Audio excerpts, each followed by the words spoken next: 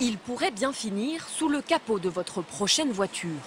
Pour ces conduits d'air chargés de refroidir le moteur, c'est l'heure de vérité, le test de résistance. Le but, c'est de vérifier que le conduit ne se déchire pas pendant la vie du véhicule. Car ce conduit est fait d'un matériau que l'on n'imagine pas trouver en mécanique, le textile.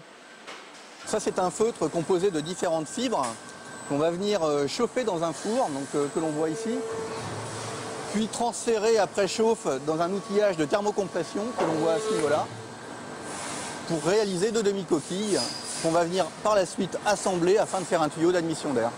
Le textile est entré dans l'automobile au milieu des années 80. Depuis 10 ans, les chercheurs développent de plus en plus ces technologies, car les tissus présentent de nombreux avantages.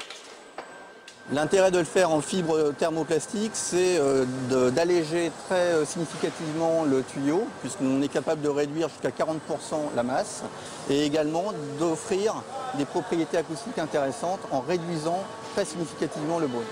Pour ses vertus, le textile est aujourd'hui utilisé dans l'aéronautique, mais aussi dans la médecine. Tous les secrets du tissu, les futurs ingénieurs peuvent les découvrir ici, à Roubaix, dans le Nord. Ces étudiants ont intégré l'école sur concours pour une formation de 3 ans. Ils sont en première année. Ce matin, c'est travaux pratiques. Couper, disséquer, mouiller, les échantillons sont maltraités au nom de la science. Donc là, on va tirer dessus jusqu'à ce qu'il cède pour déterminer sa force, sa résistance. Voilà. Le but, connaître toutes les propriétés de ces tissus qu'ils devront un jour fabriquer ou vendre. Et là, non, c'était au niveau de 1 ou 2. Tous ont déjà une petite idée pour leur avenir. Moi, j'aimerais plus travailler dans la recherche et développement lié au sport. Moi, c'était plutôt un intérêt pour la mode et les vêtements. Plutôt vers une voie managériale et travailler dans tout ce qui est luxe, etc. Des domaines variés, de nombreux débouchés et des salaires autour de 2 300 € dès la sortie de l'école. C'est ce qui plaît à ces étudiants.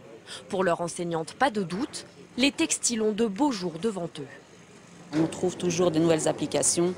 On cherche à développer de nouvelles fibres pour remplacer les fibres synthétiques qui sont à base de pétrole. À un moment donné, ça va manquer, donc on cherche à développer d'autres domaines. Ouais. Donc il y a de l'avenir dans ce Il y a de l'avenir, tout à fait, oui. L'engouement pour ces métiers est tel que chaque année, l'école voit le nombre d'inscrits au concours augmenter de 10%. Pour la rentrée prochaine, ils sont 3000 candidats pour 120 places seulement.